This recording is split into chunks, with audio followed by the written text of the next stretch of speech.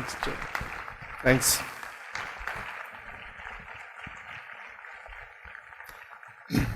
Good evening. Wow, hot mic. Excuse me, I want to get a stand here. I have to be honest with you. I think I'm being set up. Following these two guys, are you kidding me? World traveler, business entrepreneur, and a doctor of audiology, and I come out with this? I mean, come on, this isn't fair. I'm really excited to be here, and before I even heard their presentations, I was a little intimidated. My wife had told me since we were dating about this legendary band program and this legendary teacher, and how influential all the way back to my wife's middle school band director, Nancy Planiga. And I think there was something like 10 or 14 kids from that class that went on to pursue music. Some of them aren't doing it now, but it was so influential and they were so inspired by the teacher in this district that that many of them continue to have an interest in music in the rest of their lives. So I suppose I have to play this thing since it's what I do. But I'm going to start with a piece. I guess I'll start and end with a piece. This is a piece by Odo Ketting. It's an unaccompanied trumpet piece, and I picked it for a reason that's kind of relevant to the discussions we're having tonight. Ideas about growth, ideas about personal development, reflection, how to perfect one's craft. So the piece starts off with this beautiful little melody. How many of you know the piece by Charles Ives, The Unanswered Question? Okay, not too many of you. But the premise of that piece is basically the question, why are we here? And I don't think this piece is intended to go that deep, but it starts off with this little melody, and afterwards, it's sort of like a question or a thought of what's important or something beautiful. And then the music goes into a more developmental type of atmosphere, maybe challenges what's beautiful. Maybe there's a struggle in your life. And after the struggle, the thought comes back. And I like to think as the musician that somehow this music has changed me. I'm coming back to this melody, but it's the same notes, but it's not the same notes. And once again, the music goes on to challenge. There's a fanfare, there's strife, there's intensity. And the melody comes back. And once again, I think we're challenged as the artist and as the listener. Does the music sound different to you? And then the piece ends sort of with a question mark. And it's a simple piece, but I think it's relevant to what we're talking about tonight. So before I get too dry mouth, I'm going to try this piece by Odo Ketting called Entrada.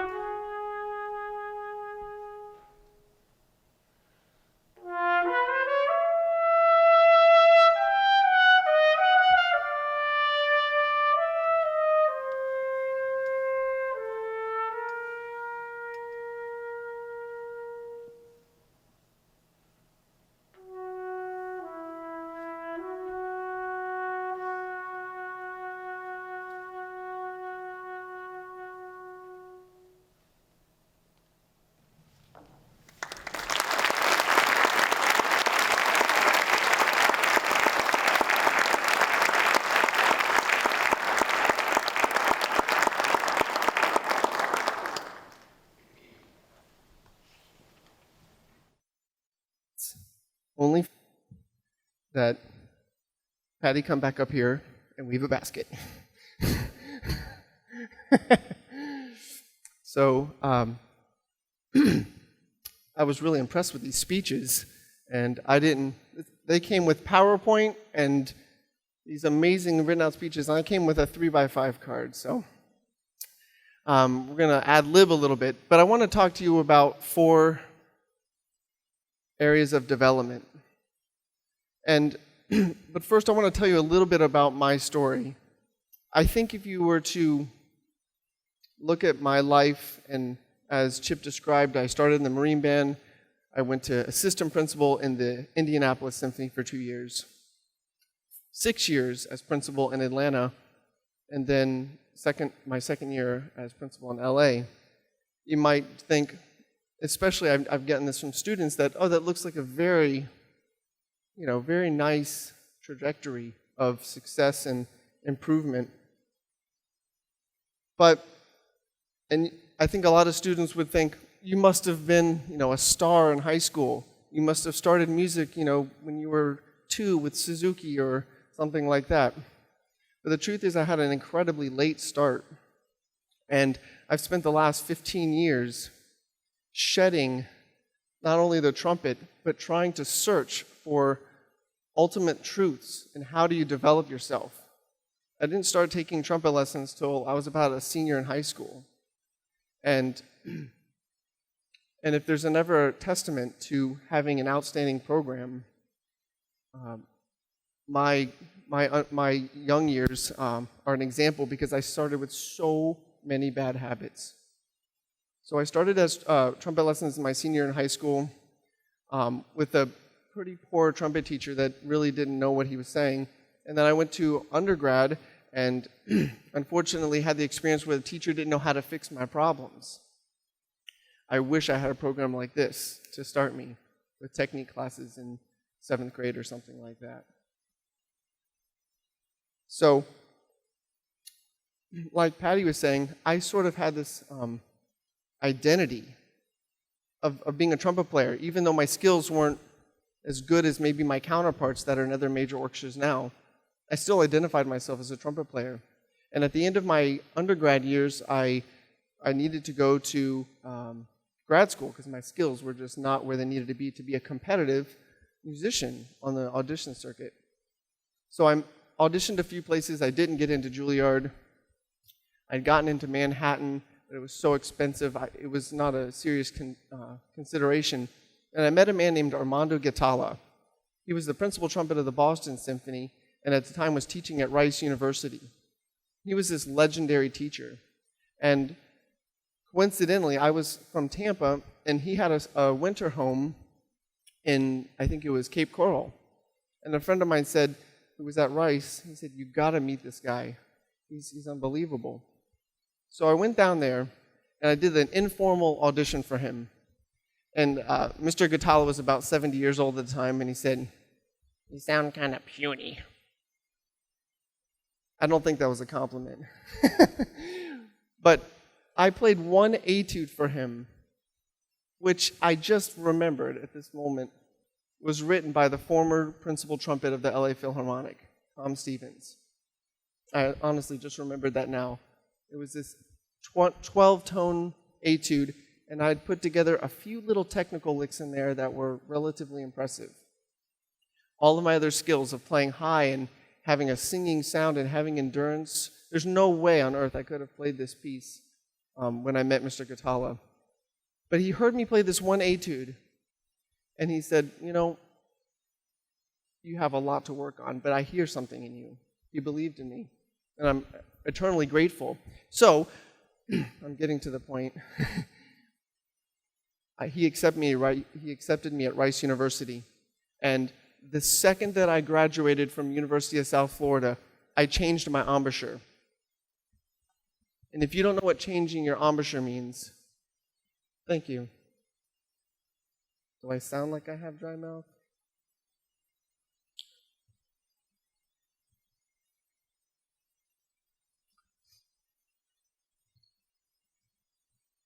An embouchure change is the equivalent of saying you're a professional writer or an artist, but now you're going to do it with the other hand.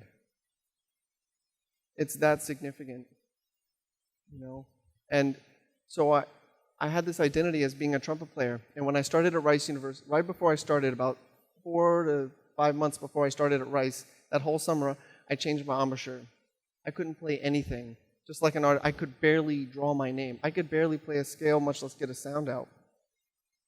And this took me about 9 months. I showed up at the university not being able to produce anything that they had accepted me on. I lost my identity. Somebody said, "What do you do?" "I play the trumpet." "Okay, great. Well, show me." I couldn't show them anything.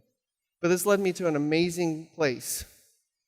This led me to separate my abilities on the trumpet from who I was. And this was a really powerful moment for me. And it was almost like the only way that I could stay in music was to not have so much pain realizing how bad I was at this. So I decided I'm a musician on a mission. That's my goal. This thing is just a tool that I'm going to use and practice to use the best way that I possibly can. So once I decided that my daily mood wasn't dependent upon how I sounded on this, I started to be really honest with myself. So that's the first thing I'd would attribute to music. That's the first thing that I think not only is it good for music, but it's good in any field that you want to excel in. And I got honest with myself at where my skills were. It helped me identify what problems I needed to work on. And I wasn't approaching the trumpet from an ego standpoint. Has anybody heard of this book by Carol Dweck called Mindset? It's a really amazing book, and I'll tell you really briefly. She goes in there and she talks about growth-minded versus fixed-minded. And I find that some of the hardest students to teach are the students that have a little bit of talent, a little bit of ability, because they get fixed on holding on to this ego-based set of skills that they help identify themselves with. But music taught me that music isn't about ego. It's about communicating something special. And so I let go of all of the skills. It was easy because I didn't have any, but I realized how important it was. I'm going to go to my notes so I don't keep you here till midnight. So this idea of honesty wasn't just a superficial thing. I kind of attribute it sometimes. I tell a student, you know, you can't smell your breath. And they look at me kind of funny when I say, you're not aware of the things you're doing. You have to look deeper. You have to be really, really honest with yourself. Even things that you're good at, you're going to have to entertain the idea that there's a better way. So that was the first step. And so I started to identify things that I needed to work on. And once I identified those things, I realized I had a second deficiency. And this is a second skill that I really developed as a musician that I use to this day a lot. And that's the ability to focus, not only on a micro level, and I hear so many similarities in these other speeches, but at the macro level too. I had to dig in and find out how to make the most beautiful articulation. I had to listen. I had to be patient and persistent at the details of making art at a very beautiful level on a small scale as an articulation, but also on the macro level. In the orchestra, we're 100 people on stage, and as the leader of the brass section, I have to focus on my goal, but doing it with all of these other people. And I realized that's a skill. I have to get out of myself and learn to focus not just on my ability to lead and play the trumpet in a really good way, but also lead the brass section in a holistic way of the orchestra.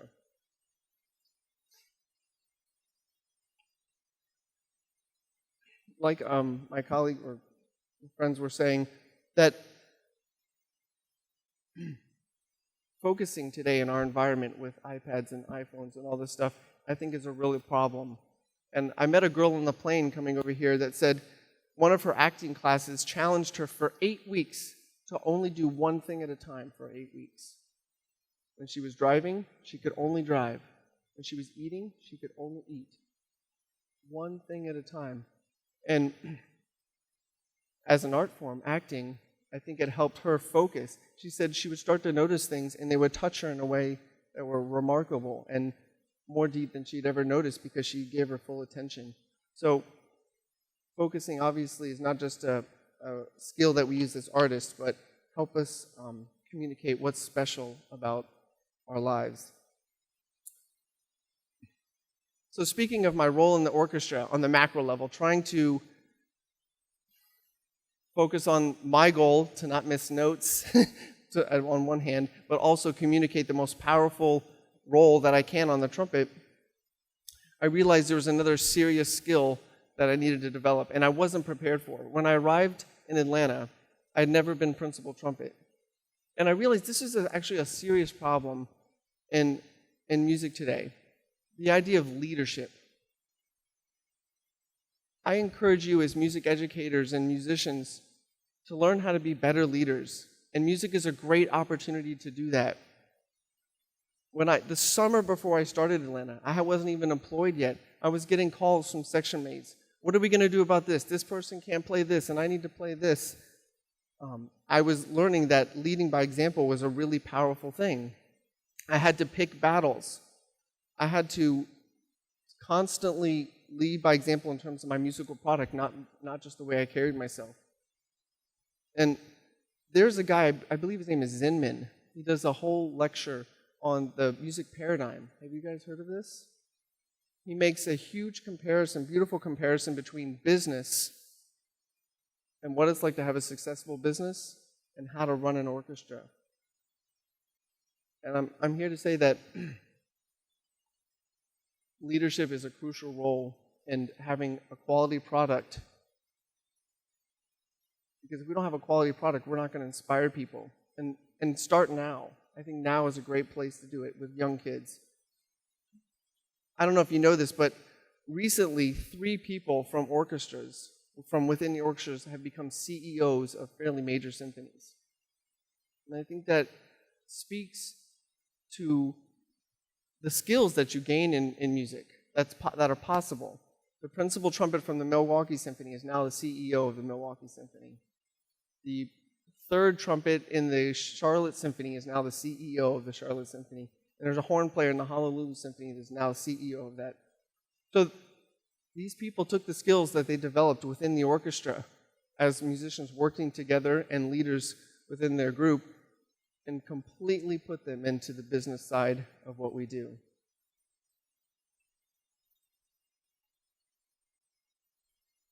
The last thing that I want to talk to you about is this idea that I heard on a TED Teen Talk. You guys watch those? TED Teen Talks? There's this really active young man who was diagnosed with, I believe, is either Asperger's or autism at a really young age. And his parents were told, you need to take him out of school and put him into a special program. Have you seen this, Chip? And the young kid ended up that he didn't have a learning disability. He was unbelievably brilliant. And he's actually one of the leading mathematicians and physicists. And he's only like 16 years old, 17 years old.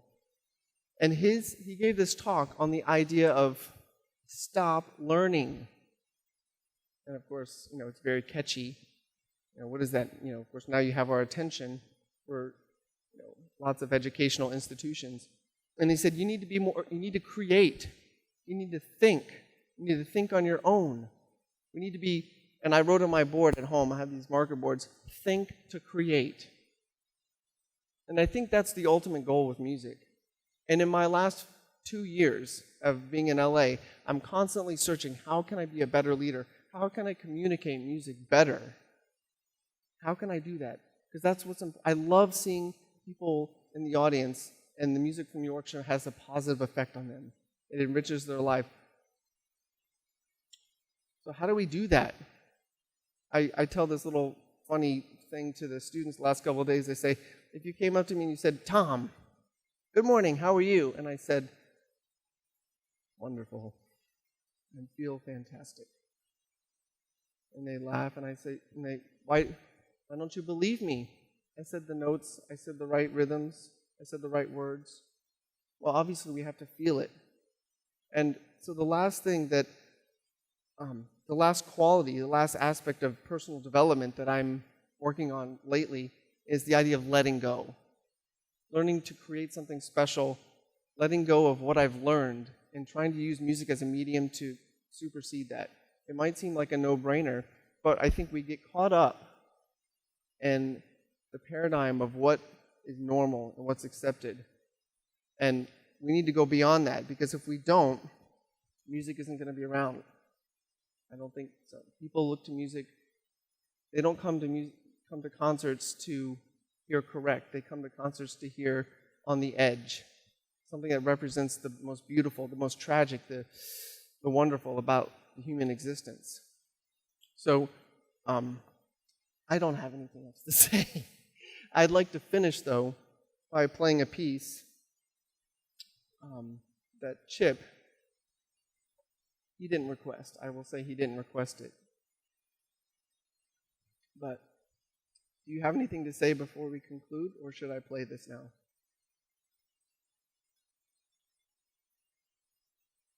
Okay. I appreciate the opportunity. I don't have the opportunity to do this type of thing that often. I appreciate you indulging me, and hopefully you learned something from my ranting. This piece I'm going to play next was not intended to be played by itself, although it is a beautiful piece of music written by Mahler, and it's from his third symphony. This symphony, if you haven't heard it, I really encourage you to get a recording of Bernstein, I think is 1978. What a piece of art that explores all the things we've been talking about and what music is really around for, to explore what's absolutely beautiful about our existence here. So I'm going to play this post-horn solo that was, I believe, in the third movement of Mahler's Third Symphony.